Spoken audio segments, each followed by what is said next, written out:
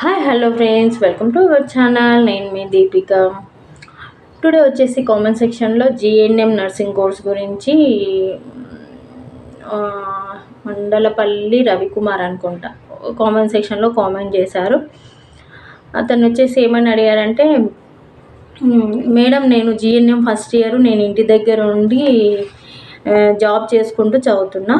Very good. నేను married, నాకు కుదరదు, కాలేజ్కి వెళ్ళడం లేదు, నేను ఎలా చదవాలో అర్థం కావడం లేదు, నాకు ఇంగ్లీష్ అంతగా అర్థం కాదు. రవికుమార్ అంటే వాళ్ళ మిస్సెస్ ఉండొచ్చు. అయితే దీని గురించి వీడియోలో డీటెయిల్గా తెలుసుకుందాం. అయితే ఫస్ట్ టైం ఛానల్ చూస్తున్న వాళ్ళైతే సబ్స్క్రైబ్ చేసుకోండి, లైక్ చేయండి, మీ ఫ్రెండ్స్కి రిలేటివ్స్కి షేర్ చేయడం అస్సలు మర్చిపోవద్దు. జిఎన్ఎం నర్సింగ్ కోర్సు చేస్తూ జాబ్ చేస్తుందంట. Very good. అట్లా ఉండాలి, ఇన్స్పిరేషన్ అవుతారు. అట్లా టైం వేస్ట్ చేసుకోకుండా చేస్తుంది అనేసి నేను చెప్పొచ్చు. నేను అప్రిషియేషనే ఇస్తా. Very good. మ్యారీడ్, మళ్ళీ మ్యారీడ్, మదర్ దగ్గర కూడా కాదు, పెళ్ళైన అమ్మాయి జాబ్ చేసుకుంటూ చదువుతుందంటే ఇట్స్ వెరీ వెరీ గుడ్. కాలేజ్కి వెళ్ళడం లేదంటే నేను ఎలా చదవాలో అర్థం కావడం లేదు, ఇంగ్లీషు పెద్దగా అంతగా ఇంగ్లీష్ ఏమి ఉండదండి. అది మన ఇంటర్మీడియట్ 10th బేసిక్ మీదనే ఉంటుంది. అది అంత పెద్దగా ఇంగ్లీష్ ఏముండదు. అర్థం కాదని కాదు, నువ్వు పెళ్ళైన తర్వాత నువ్వు జాబ్ చేస్తూ ఇల్లు చూసుకుంటున్నావు, అంత అర్థమైంది దానికి. ఈ సబ్జెక్ట్ అంత పెద్దగా అంత మీకు ప్రాబ్లం అని నేను చెప్పాను. అది చాలా ఈజీ అని చెప్తాను.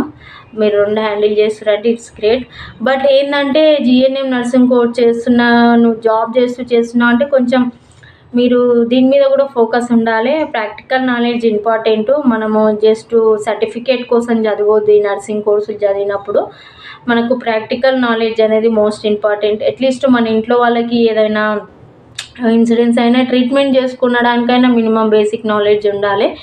ఏదో చదివినామా జిఎన్ఎమో సర్టిఫికేట్ వచ్చిందా అనకుండా ఎవరైనా ఉండి, అమ్మ నువ్వు నర్సింగ్ కోర్స్ చేసినావు కదా, కొంచెం ఇంజెక్షన్ ఇవ్వమ్మా, కొంచెం సెలైన్ పెట్టమ్మా, చూడు ఏమైందో అన్నప్పుడు మనము మినిమం ఆ బేసిక్స్ వచ్చి ఉండాలి. మరి అది కూడా లేకుండా మనము సర్టిఫికేట్ అంటే మనకు షేమ్ అనిపిస్తుంది. నువ్వు ఇంత చదివినావు అంటే అందరు అలానే ఉంటారేమో అని మళ్ళీ అదొకటి స్టాంప్ పడుతుంది. కాబట్టి మీరు ప్రాక్టికల్స్కి అటెండ్ అవ్వడానికి ట్రై చేయండి. ప్రాక్టికల్స్ అటెండ్ అయితే ఏమవుతుందంటే ప్రాక్టికలే థియరిటికల్గా ఉంటుంది. అది మీరు కొంచెం అర్థం చేసుకొని రాయడానికి కూడా ఛాన్సెస్ ఉంటుంది. అయితే నేను కొన్ని జిఎన్ఎం క్లాసులు కూడా చెప్పడం జరిగింది. అవి కూడా చూడండి. నా వీడియోస్ చూస్తుంటే మీకు అర్థమవుతుంది.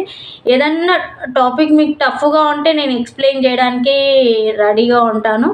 ఈ సబ్జెక్ట్లో ఈ టాపిక్ నాకు అర్థమవుతలేదని కామెంట్ సెక్షన్లో కామెంట్ చేయి, నీకు నేను ఎక్స్ప్లెయిన్ చేస్తాను. ఈజీగా సింపుల్గా మన రెగ్యులర్ లాంగ్వేజ్లో లాగానే మీకు ఎక్స్ప్లెయిన్ చేస్తాను.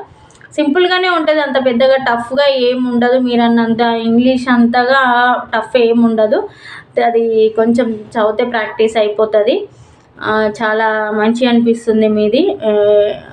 నాకు ఫస్ట్ టైం ఇట్లాంటి ఇంత మంచి కామెంట్ రావడం. నీకు నేను ఎప్పుడు సపోర్ట్ చేస్తా.